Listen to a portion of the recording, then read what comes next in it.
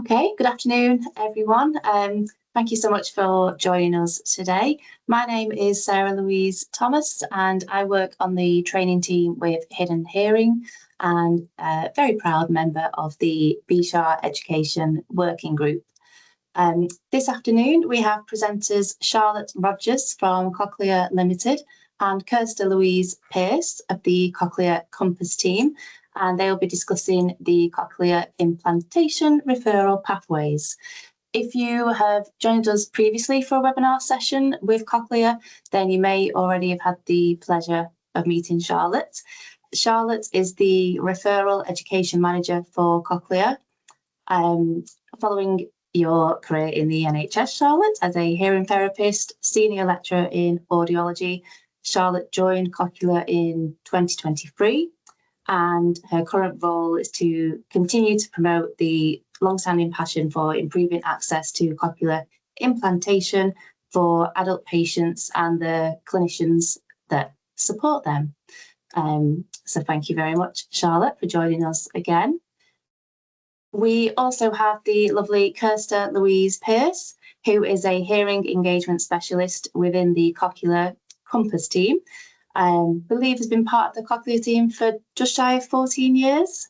Very passionate about supporting people and their families as they explore the hearing implant journey. I'm aware Krista Louise is delighted to be part of this webinar today to share more about what the Cochlear Compass team do, their dedication and support services to both the healthcare professionals and supporting patients taking their next steps towards living with a hearing implant. So with all that said, I hope I've not missed anything. I will pass over for you ladies to start. Thank you very much. Thank you. It's a pleasure, and thank you all, and thank you to the group. The Education Working Group within BSHAA have been so collaborative and such a joy to work with, and I really thank you for that. And it's a pleasure to come back today and get to talk again. So I'm very, very grateful to be here. And Krista and I are going to give you, I suppose, a little bit of a progression from the discussions and the webinar that I presented in November. That was very much about awareness and development of referrals and working with your patients to really think about what that means for them and for you and how you support them through that referral pathway. This is kind of the next step on in a way. And you'll see why as we go through this webinar and we go through the slides that we've got for you today. And then kind of roughly halfway through-ish, I'm going to pass over to Krista, and she's going to talk to you an awful lot more about probably, if I'm honest, one of the best parts of our roles is working with the volunteers that kindly sign up to support our cause and work with us in Cochlear as well.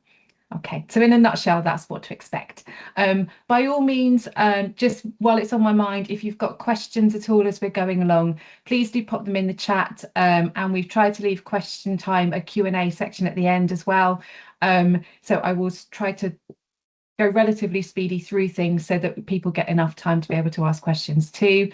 Our emails, contacts, etc. at the end as well. So by all means, if anything crops up or you want to find out a bit more information, etc., please do that as well. Okay. So we always start here in the realm of Cochlear. So what are we trying to do? Well, globally, it's our mission to think about empowerment, how we transform, and how we innovate. And for me, that means a number of things, and particularly in our context today, we're thinking about patient empowerment, of course, but part of my role as an education manager is also then thinking about, well, how do I empower clinicians, the people I work with and I support, to feel really confident about how they support their patients and how they think about what their patients might need and what might be right for them or not right for them at any given moment. Because in doing that, we can then really transform and consider the development and the change that might be needed around that wider picture of hearing loss and hearing difficulty that you guys are really familiar with throughout the daily course of your lives and your practice. And lastly, it's really important that as part of my role, I'm then able to express and help I suppose, the wider audiology audience where we are in terms of innovation. For myself, first kind of working in the field of cochlear implants way back in the early 2000s, we've come on so far since then. So it's really important that I go out and educate so that people understand that even things down to surgical techniques, all of that stuff changes, doesn't it, as we go along. So it's important that we understand that, because that's the information we give to our patients. So a few stats first. Well, we know that roughly 1 in 6 of our UK adults are affected by hearing loss, and you guys know that better than anyone. But probably the bit that I really want us to focus on and retain, and something that I know is a repetition really from last time, is that only 5% of those in the UK who could benefit from a cochlear implant actually receive one. So it's a really, really small number. And it tells us that we've got some work to do, because that work will help people, patients, families, health services to access this great life-enhancing and quality-enhancing technology. We had a giggle earlier before you guys came on the call around my leaky pipe analogy. And it's important that we should acknowledge Helen Cullington, who came up with this initial analogy for patients going through audiology and into the referral pipeline or pathway for access to cochlear implantation. We know there are numerous hurdles or leaks in the pipe to patients accessing implants. There's initial identification, and we've really chipped away at that.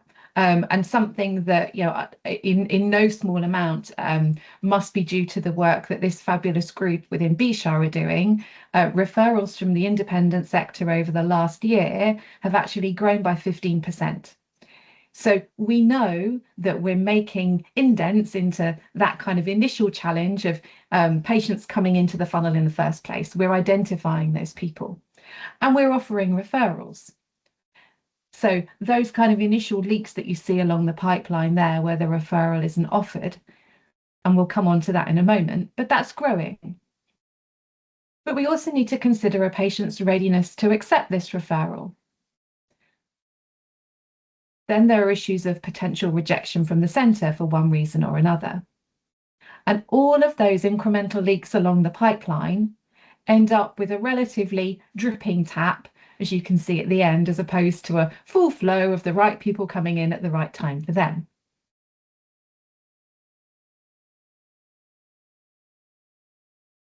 Overall, it's a really good picture. The British Cochlear Implant Group, so BCIG, they publish their stats roughly kind of summertime every year. And for our purposes in this particular slide, what we can see is that year on year, so that kind of maroony colour, 24-25, that was published sort of end of last summery kind of time. And we can see that the adult population has grown and grown, which is great. And the thought is that there are many factors behind this growth. But essentially, it tells us that audiology is more aware of implantation. More and more adults are being offered the chance to explore it as an option and as a way of managing their severe profound hearing loss and that communication challenge that we know it brings. But for implanting centres, that also brings a challenge, because they have to then meet that need and the demand of the patients coming through. This data sits just as part of another data set. So if you're at all interested, if you go onto the BCIG website, you'll be able to download that data there. But it's interesting to see, and it reflects the activity of audiologists like yourselves out there actively promoting, understanding, and exploring the option with your patients. There's also been another shift over the last year, which means that referral acceptance has been more inclusive. So just in the space of the last year, we've seen a shift from just 80% of centres, which is that first kind of donut shape you can see there, to 100% of all 18 CI centres across the UK, declaring that they accept referral from the independent sector, which is great. That's great news. And I'm sure also down to the hard work of organisations like BSHAA too, and a commitment to working together to make sure that the walls that can be created by silos are broken down. So that's a really positive picture. There are nuances around it, and it's always important to ensure that wherever you know you're referring into, you've got a good communication relationship between you. In order to help with that, we developed a quick reference guide webpage essentially, and that QR code will take you to the webpage. The idea of this one is to give you ways of being able to really explore referral information quite quickly, find the right clinic, and then you can have a look at, well, in fact, I've just found out in a meeting only this morning that we've just developed a referral support tool, which is an academic poster that I took to BCIG in April. And that referral support tool will be released later this week, and it will sit on that webpage. The idea of the tool is that when you're with a patient in clinic and you perhaps are thinking that they're sitting within the referral criteria, you can go onto the tool, and it's a way of being able to access the evidence base behind cochlear implantation quite quickly. And it gives you a rough gauge to be able to then engage in a conversation with your patient. But we can certainly give you an update on that when it's completely properly released and ready to go. But available later this week, so have a look and see what you think. I'd appreciate any feedback on it because it's early days. But essentially, the web page is your kind of one-stop shop for all of those resources. And as a refresher, what we know, and probably the biggest kind of, certainly whenever we present externally, this is a slide that everyone photographs because this is the one to try and retain and remember really as part of that assessment awareness. And the Cochlear page holds a reminder of it in the same way. So essentially, current NICE criteria, CI assessment is looking for a hearing loss at 80 dB or worse at 2 or more frequencies between 500 and 4K. It's helpful to include 3K as well. The other measure is speech testing, and candidates need to score less than 50% phonemes correct on an AB word list that's presented at 70 dB. It's also important actually that we frame that in best aided condition. And while some centres will accept referral without this, and often it's repeated as part of a CI assessment, the more functional information and the functional testing that can be provided, the better the picture for the receiving centre. So it becomes really helpful. And you'll perhaps see why it's incredibly helpful in my next slide. Mark very kindly has agreed for us to share his information as part of our storytelling around the challenge of the referral picture and that leaky pipeline. Mark works with us. He has a history of otosclerosis. He had a stapedectomy in his right. For years, he had a cross, then a bicross, over sort of a period of around 20-ish years. So the PTA you're looking at here was around his kind of mid-50s. He worked with an independent audiologist, and at referral, what happened was they referred into one particular centre, and Mark at the time was bang on 50% in terms of his speech testing. So the centre who he was seeing and was under referral for a cochlear implant felt at that moment in time that his speech scores were too good. He was doing too well, so they rejected him. Mark then went back to his audiologist and they had another discussion. They did some more work with his hearing aiding, but Mark was still quite keen to explore the option, and the audiologist was really supportive, and they didn't give up. They carried on through that pipeline, prevented the leak, and then Mark went into another centre and had that same functional listening testing all over again, and this time was accepted and implanted.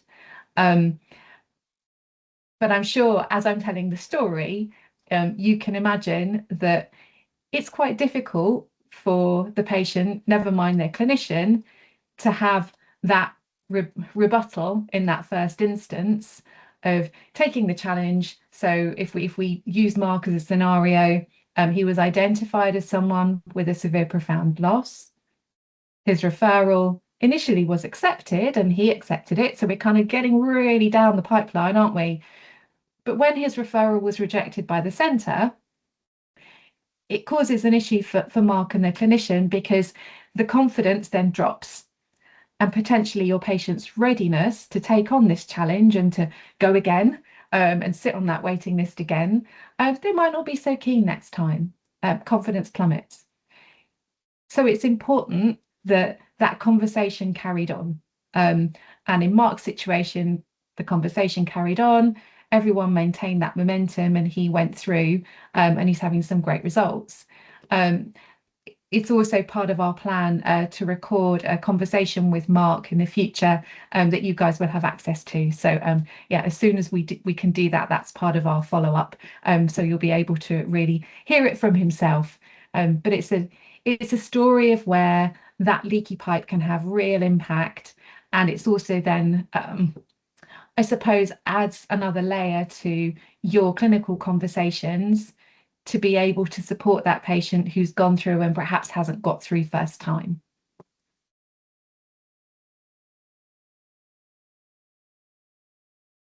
And with that in mind, understanding the process can really help.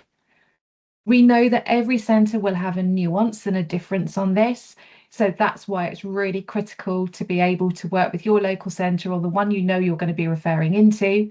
A quick email before you send any information can be really helpful, because they'll soon tell you if there's a particular nuance or a particular new standard that they'd like you to think about.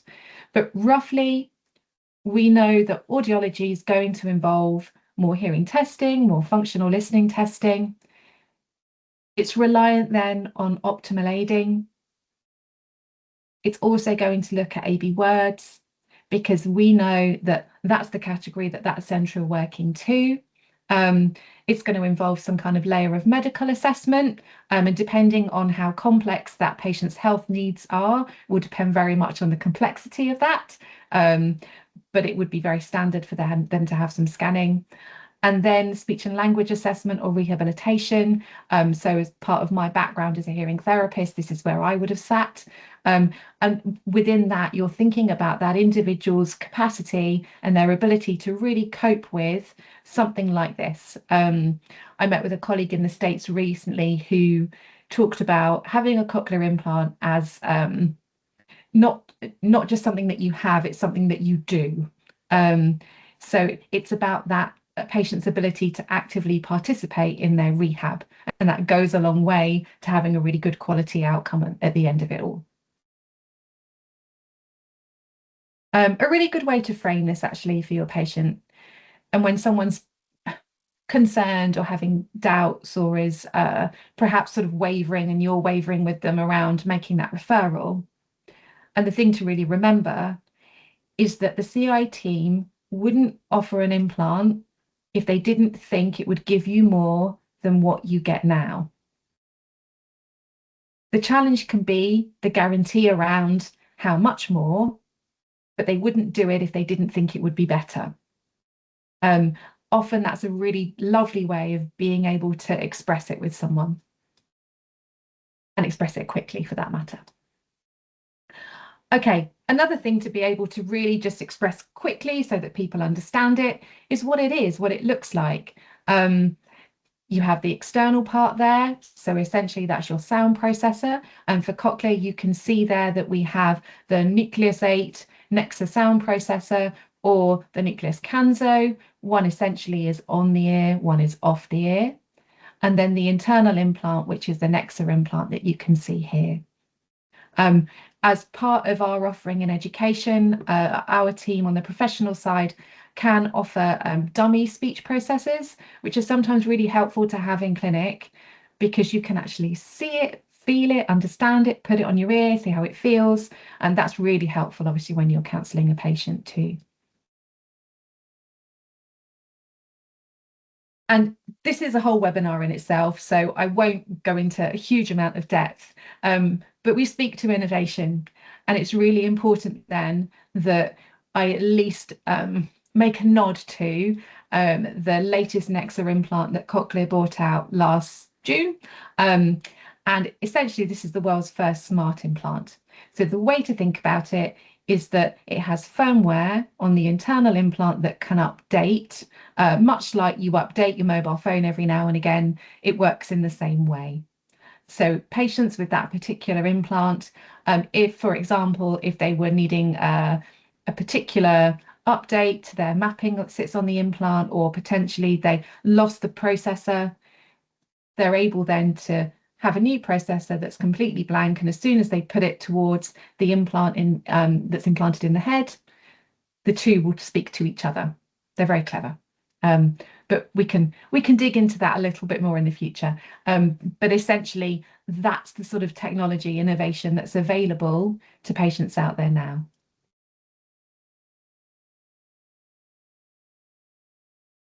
And then post-implant, and again, we don't have to go into too much depth, but it's important that the patient understands that this is something that you do. This is an active process. So we're thinking all the way along, not only about that initial, okay, I'm going to go and have an implant, but what's going to happen afterwards?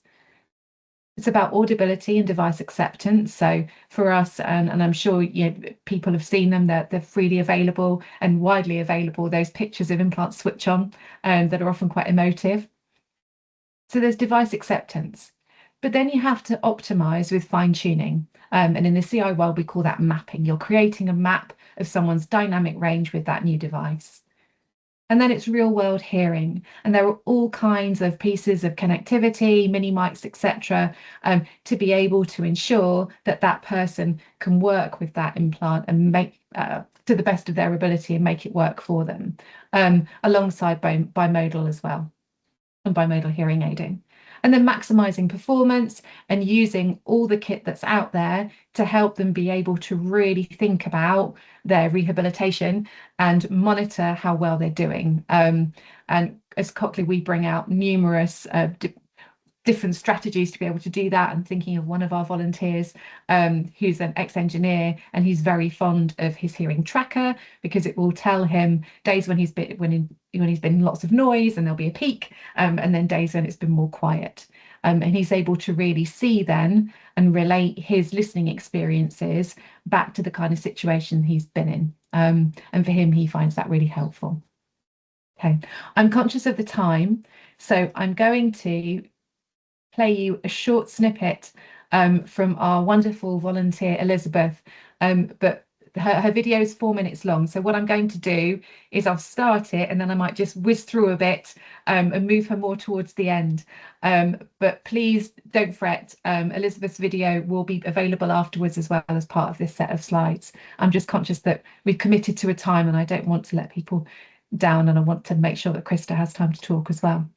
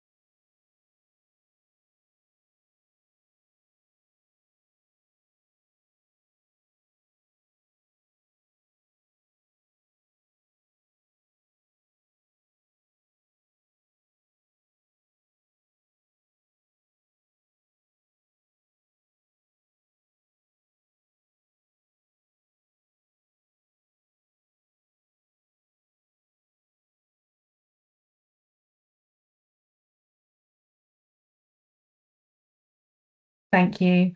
Yeah, Elizabeth is such a superstar, and she's always ready and willing to discuss her experiences too, and mentor a lot of our volunteers, which brings me nicely on to passing over the baton to Krista.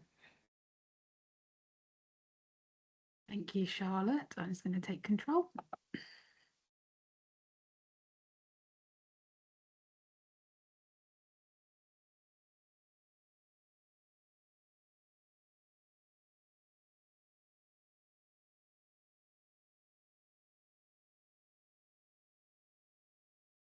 Hopefully you can all see the slides changed. I got some nodding heads. Thank you. So yes, so I'm Krista Louise, but Krista's fine.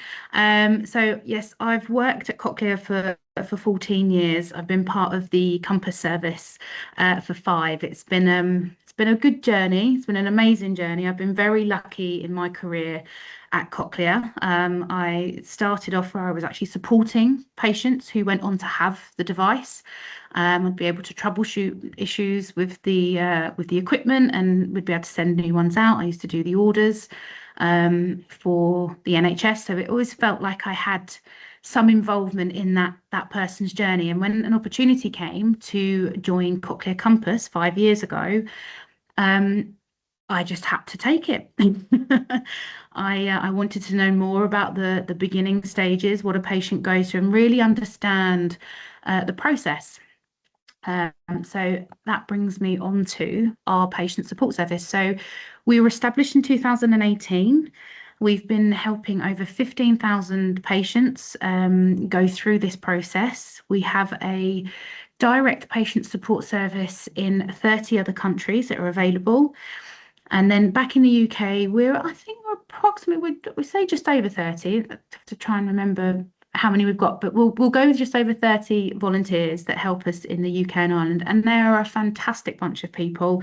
Charlotte mentioned earlier that we're very lucky in that we get to work alongside them and what have you, but I'm not going to take away their thunder because I do have a special slide for them, so I'm going to save that as we go on.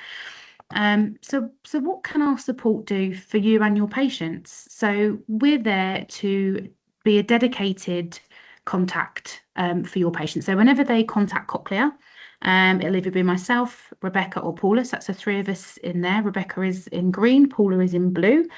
And we are then dedicated to that patient. So we will connect with them. We will tailor the support that they need to their needs. We're able to offer opportunities to connect them to a volunteer. And there's absolutely no obligation to use our service. It's free of charge.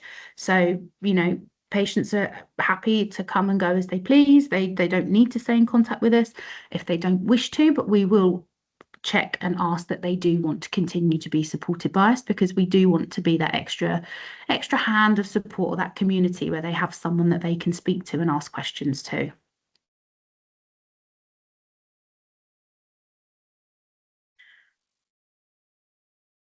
So this is kind of the pathway, and this is kind of an internal thing really, and this pathway will look slightly different for your patients, but what we've listed here is based on the information and the materials that we have available to those patients that we're talking to.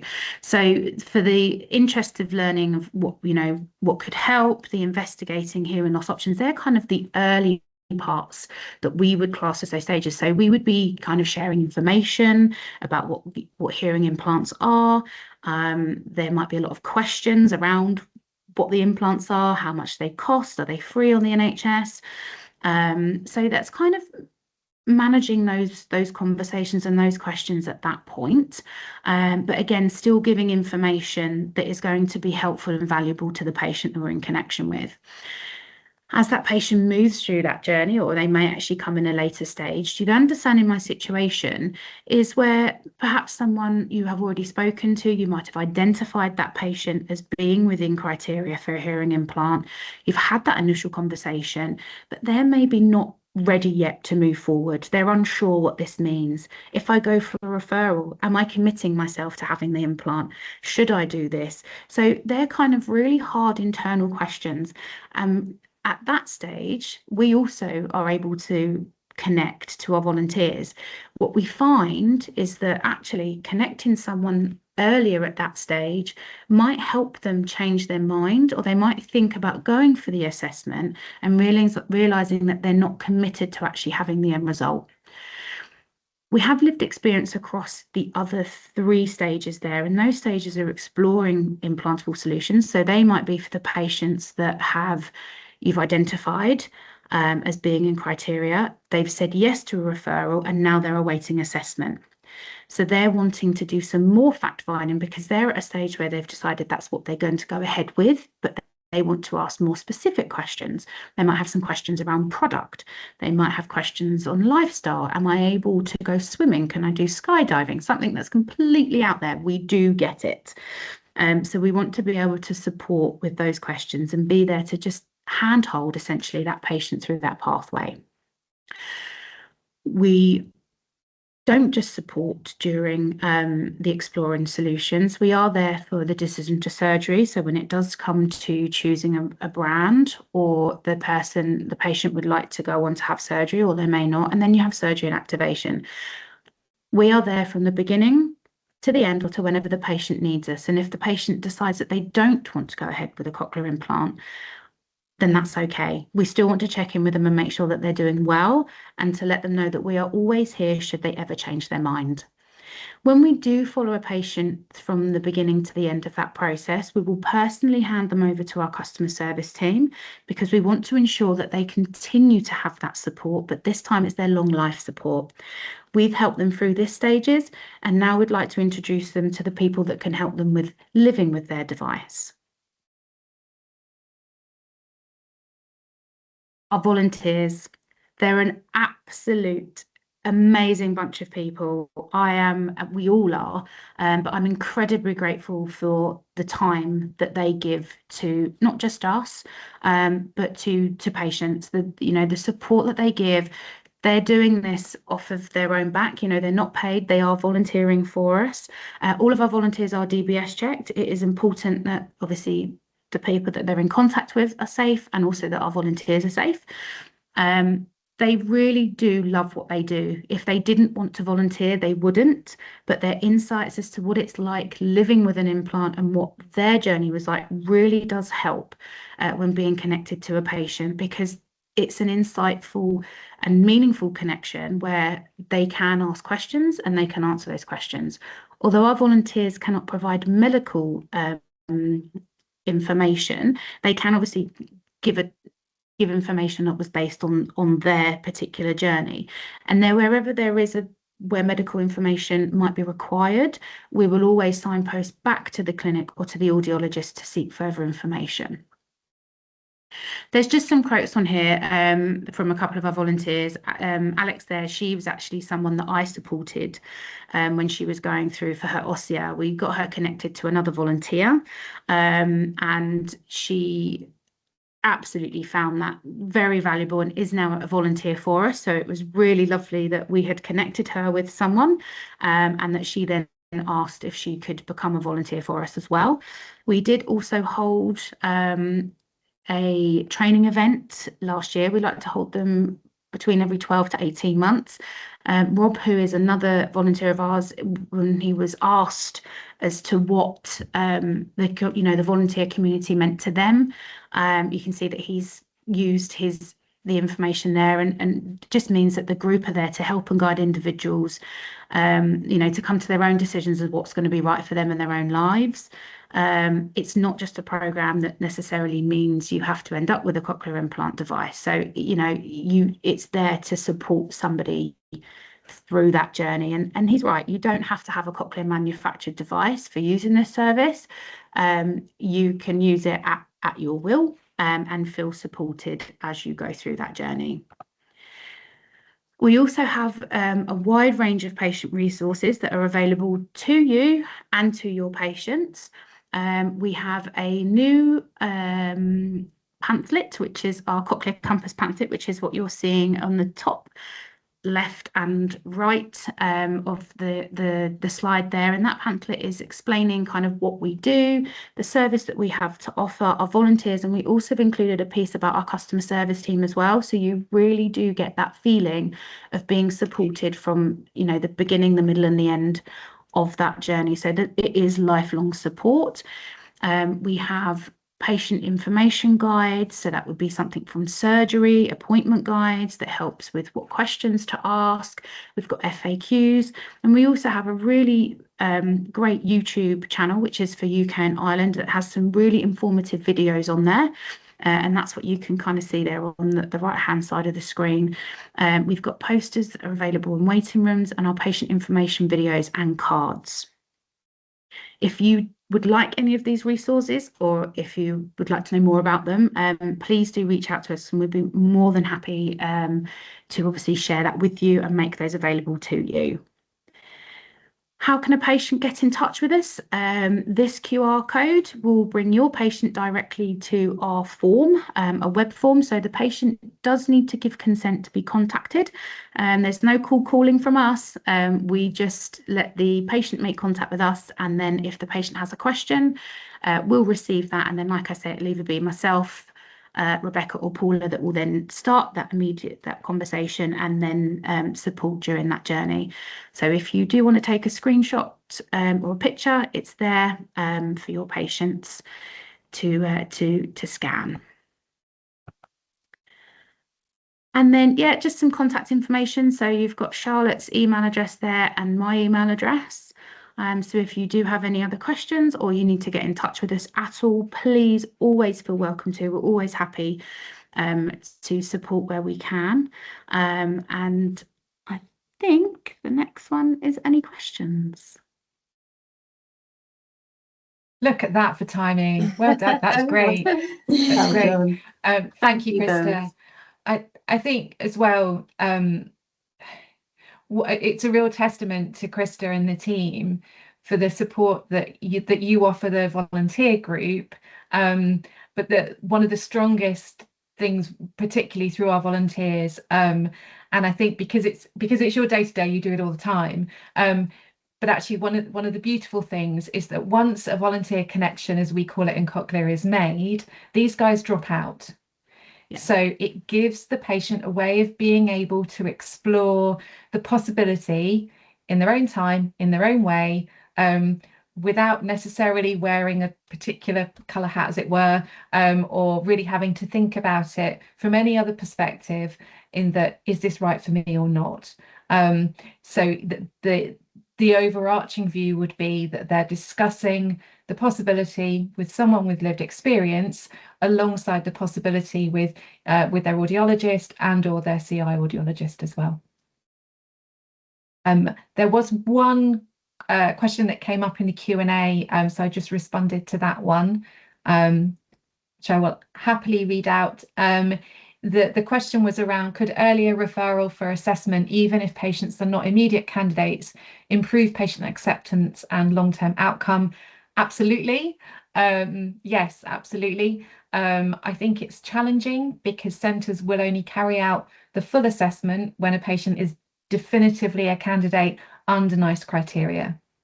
So bearing that in mind, the more you can support your patient and the more that you can potentially access services like Cochlear Compass and the volunteers, the more you can keep that patient supported. And if they then reach a point where we know that they're a full candidate, the outcomes for sure will be a lot better, and patient readiness will be a lot easier as well. Thank you, Charlotte. And there's one more. How can audiologists better identify patients who have normal clinic performance but substantial hidden functional difficulties in everyday listening?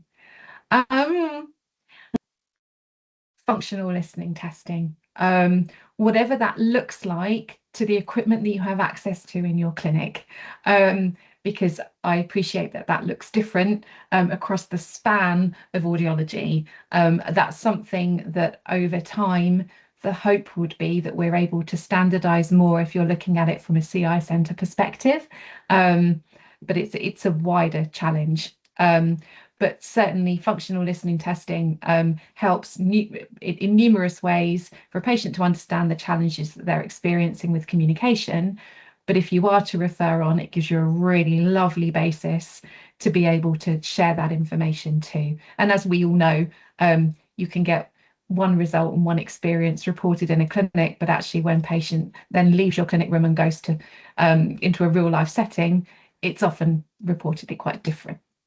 There's something that's just come in the chat as well, so I'll switch between the two. Are there any statistics on the average improvements in speech discrimination when going from a profound loss to being implanted? My my face is telling you that. Put you on the spot there. No, it is a really important question, and it's a really good question. The honest and very straight up answer is there isn't a one definitive stat that makes it that straightforward that you can say if you're X now, you have an implant and you'll get Y.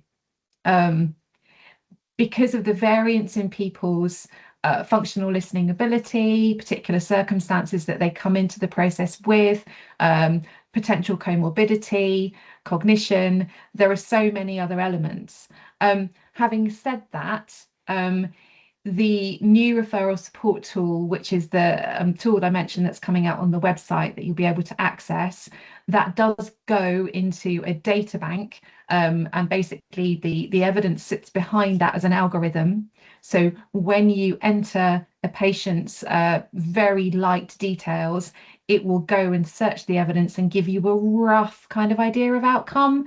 But again, it isn't going to give you that very robust stat of, if you're 40% at this point, it will give you 70% post-implant. But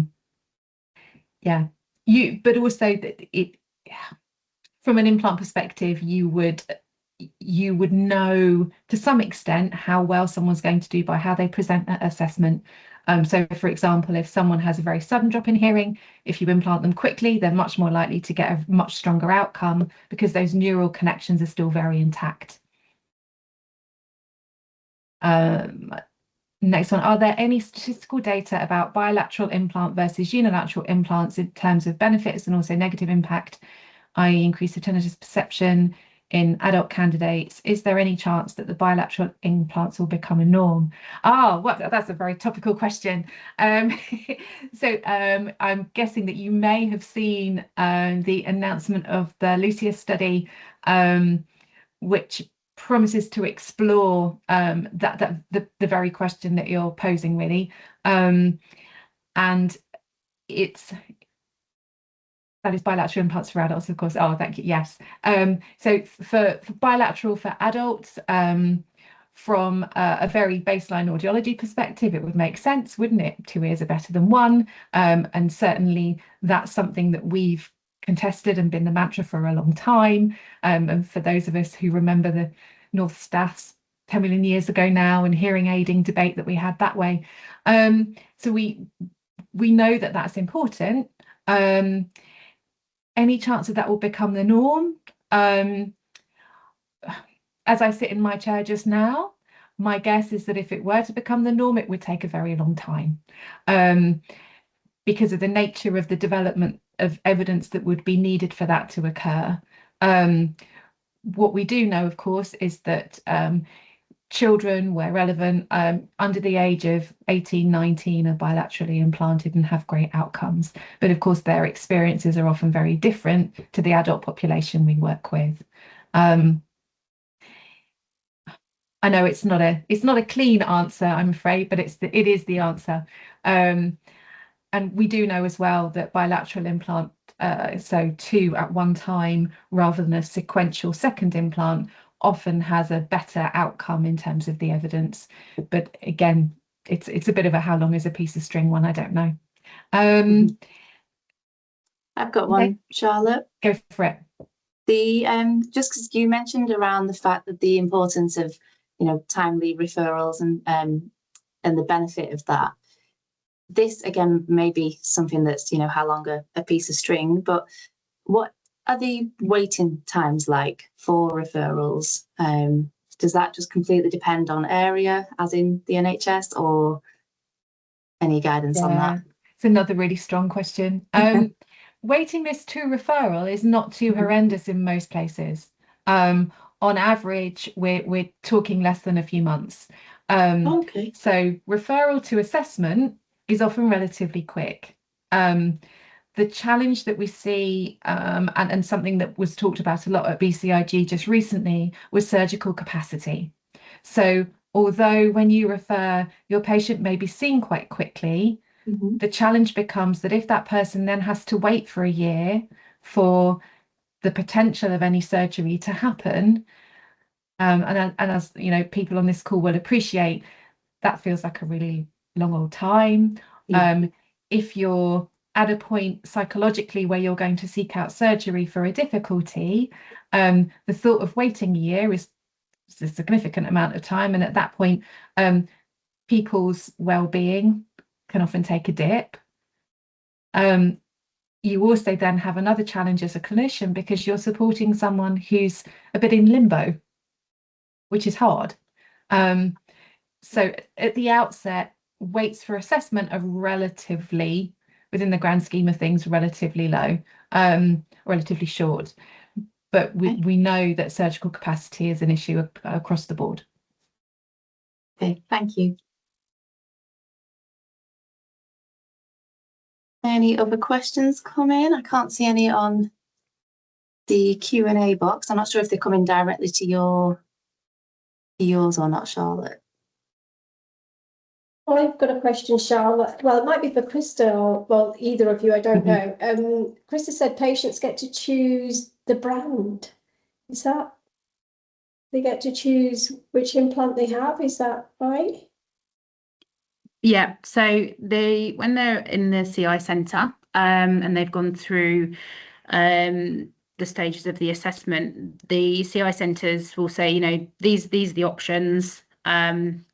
Essentially, go and have a look, research them, and then, you know, when your appointment will be at this date, come back and let us know which one you'd like to choose. Okay. Yeah, it does vary from centre to centre, and different. And I'm sure as clinicians, you'll all appreciate some clinicians prefer working with the software of a particular manufacturer over another, or have had particularly good outcomes with a particular device, so they're going to have a preference that way. But patient choice is key in terms of decision making. So it's an important element of all the care that's offered, and I think it's a real credit to Krista and the team too, that they're very supportive of that.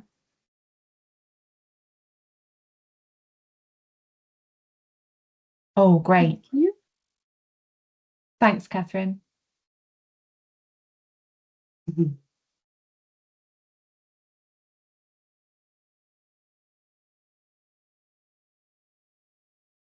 Okay, any more questions? Keeping everyone from their lunch break. No, I can't see any more. No. No, I can't see any more. Thank you very much, Charlotte and Krista. That was excellent, and I'm sure everyone got a lot from that. Thank you for having us. It was a real pleasure. So thank you. Yeah, and it's lovely to hear there's been a 15% increase in referrals from private sector. So brilliant.